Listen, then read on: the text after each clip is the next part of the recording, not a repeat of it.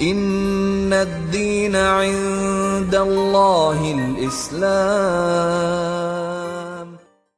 15 شعبان کی رات جسے عام طور پر شب براءت کہا جاتا ہے۔ شب کا معنی ہے رات اور براءت کا معنی ہے بری ہونا۔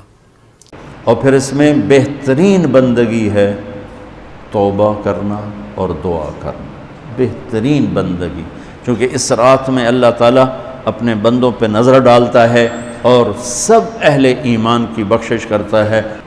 اس رات اللہ رب العزت جہاں آسمان دنیا سے یہ اعلان فرماتے ہیں کوئی ہے رزق مانگنے والا جس کو رزق دیا جائے، کوئی ہے مغفرت کو طلب کرنے والا جس کے گناہوں کو معاف کر دیا جائے۔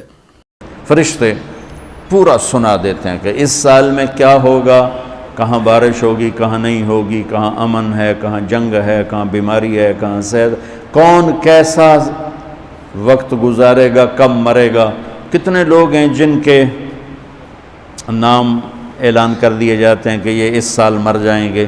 بھی یہ عبادات کی رات ہے، اس میں کوئی اجتماعی عبادت نہیں ہے۔ اور رات کے قیام کا معنی یہ نہیں ہے کہ پوری رات قیام کریں، رات کے قیام کا معنی نہیں ہے کہ مخصوص تعداد میں رکھتے پڑھیں۔ قیام رات کا معنی قیام اللیل کا یہ نہیں ہے کہ ہر رکعت میں مخصوص آیات مخصوص صورتیں پڑھیں۔ اسی طرح رات کے قیام کا یہ مطلب نہیں ہے کہ رات کے قیام کو ضروری سمجھا جائے اور جو رات کا قیام نہ کرے اسے گناہ گار سمجھا جائے۔ اس میں فرد کی انفرادی عبادت ہے اور گھر میں ہے، مسجد میں نہیں، گھر میں۔ اپنے گھروں کو مسجد بناؤ۔ کسی صحابی نے نہیں یہ کام کیا، اس رات کو دیگیں پکائی ہوں یا نہائے دھوئے ہوں یا کھانا کھلایا لوگوں کو۔ جو کام کرنے کا آؤ چپکے سے مسجد میں کسی کونے میں کھڑے ہو کر عبادت کرو یا اپنے گھر میں جا۔ خاص شب برات کے موقع پر خرافات سے بچے۔ علامہ ابن تیمیہ رحمہ اللہ نے لکھا ہے کہ لیلۃ القدر کی اہمیت کو گھٹانے کے لیے بھی اس رات کو بہت زیادہ اہمیت دی گئی ہے۔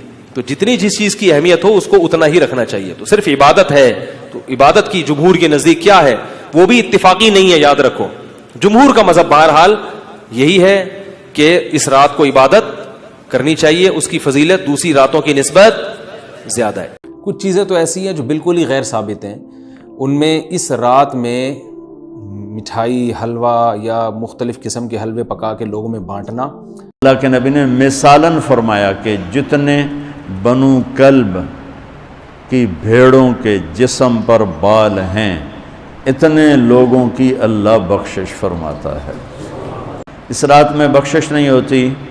نہ حق کسی کو قتل کرنے والا اس کی مغفرت نہیں ہوتی، رشتہ داری کے تعلقات کو ختم کرنے والا، شراب پینے والا، ماں باپ کا نافرمان، وہ شخص جو شلوار ٹخنوں سے نیچے کرے ایسا مرد، اس کی مغفرت بھی نہیں ہوتی، رشتہ داروں سے لڑنے والا، دل میں نفرت کینہ پالنے والا، ایسا وہ شخص کسی مسلمان بھائی کا دل میں بغض رکھے، اس بغض رکھنے والے شخص کی بھی مغفرت نہیں ہوتی، تکبر کرنے والا، زنا کرنے والا، شرک کرنے والا، اس رات اس شخص کی بھی اللہ مغفرت نہیں فرماتے۔